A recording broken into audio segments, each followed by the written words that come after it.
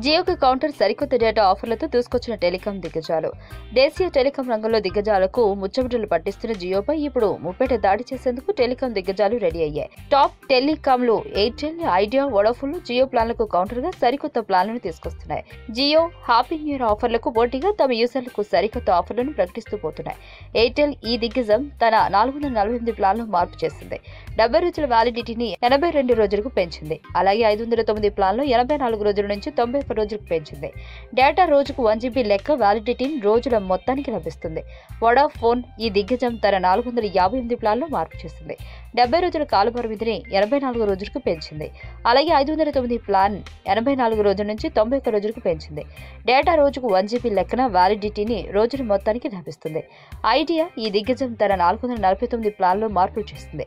70 రోజుల వ్యాలిడిటీని 82 రోజులు చేసింది. అలాగే 509 ప్లాన్లో 84 రోజుల వ్యాలిడిటీని 91 రోజులకు పెంచింది.